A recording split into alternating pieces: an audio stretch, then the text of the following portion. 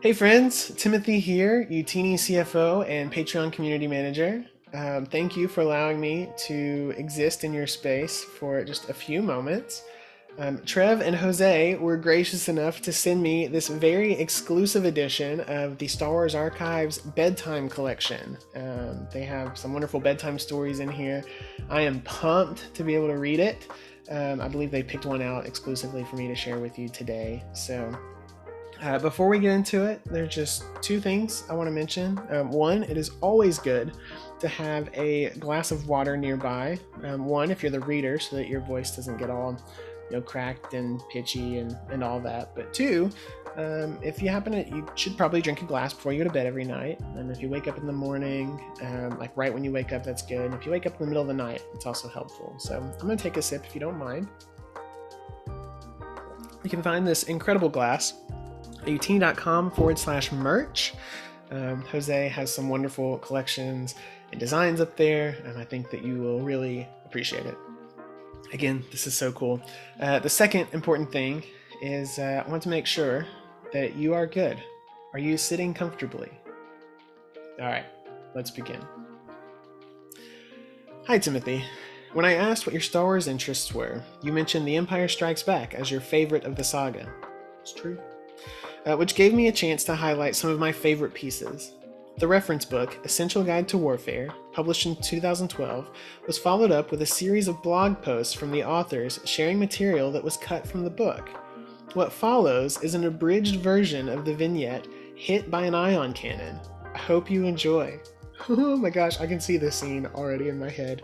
They're escaping Hoth and all that. Okay, here we go. Sir, rebel ships are coming into our sector. Hearing Lieutenant Cabble's eager report, Captain Samuel Lennox allowed himself a slight smile. Good, he said loud enough for the crew to hear, his hands kept folded behind his back. Our first catch of the day. The frozen wastes of Hoth filled the viewports of the Tyrant's bridge.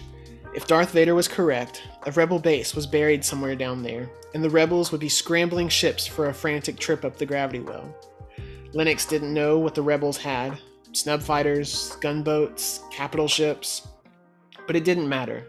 His Tyrant awaited them on point, and behind her were the 5 other Star Destroyers of Death Squadron, arranged in a heavy attack line and backed up by the mighty Executor. Captain, sensors paint 3 ships inbound from planetside, 2 fighters and a transport. All stations, prepare to fire on my mark. Lennox noted the flurry of activity in the bridge pits in his peripheral vision, but kept his eyes fixed dead ahead, awaiting contact. Captain, ComScan reports power fluctuations on the surface. His eyes barely registered the brilliant orange lances of fire that emerged from the white expanse before him, but years of training allowed his brain to identify them and what they meant in the second before they passed through the Tyrant's shields and slammed into her hull, impacting first her dorsal superstructure and then her conning tower. The impact knocked Lennox to the deck and sent his cap skittering across the Durasteel. He stared at the lost cap, blinked away the orange spots left on his vision. It wasn't just his vision, he realized. The Tyrant's bridge had been plunged into darkness, lit only by the reflected light on the planet outside. Blue sparks arced over the darkened consoles of the bridge pits. Cabell was barking orders no one was listening to. Crewmen were reporting that they couldn't get power readings. The Tyrant had rolled to starboard and pitched forward, guided by whichever engines had been the last to fail. She was in no danger of impacting the planet, Lennox noted, but had rolled off the point position in the heavy attack line. The accuser would have to come up to take her place. At least, Lennox thought, there was little danger that the rebels would send fighters to finish her ship off. He doubted they'd be able to spare them, given the need to protect their transports and evade the rest of Death Squadron. And then Lennox began to float. The artificial gravity had failed as the command bridge's backup generator fell prey to the charged particles playing havoc with the ship's systems. He grabbed for a handhold and secured himself, watching Cabell tumble end over end in consternation while the bridge crew gaped up at him from where they sat strapped into their stations. Ion cannon. And not a ship-mounted one either. Bigger than that. Planetary emplacement. The myriad systems of the tyrant normally produced a constant thrum that was both a low sound and a faint vibration felt through the deck. It was his ship's heartbeat, now stilled.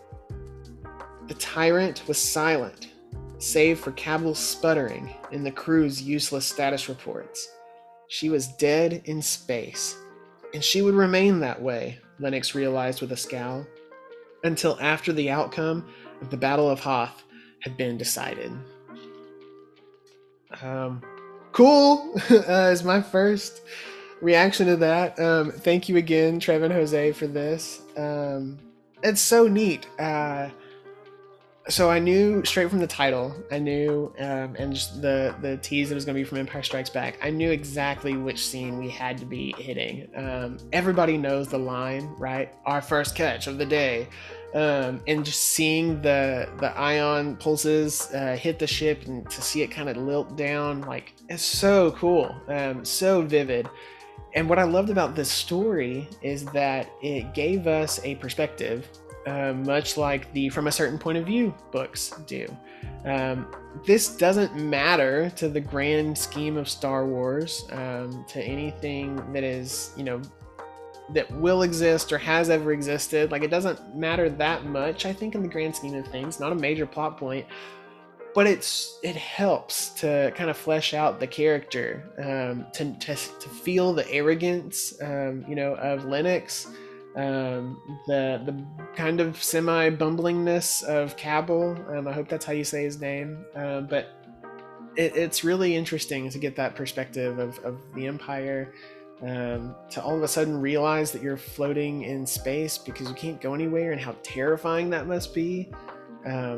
Man, but I loved it. Thank you for allowing me to be a part of this. I hope that we get more stories like this. It's so cool that this was like throwaway, like this was cut from a reference book, and those things are already super impressive. So to know that something like this neat and intriguing was left out, like, I'm gonna have to pick up this book now. I'm not usually one for reference guides or things like that, but I think this could be a helpful turning place. So thank you again to Trev and Jose for allowing me to be a part of this little project. Thank you, listener, for allowing me to read you a bedtime story. I hope that y'all have a fantastic and wonderful day or night ahead, whenever it is that you find yourself listening to this. And I hope to see you soon. May the Force be with you.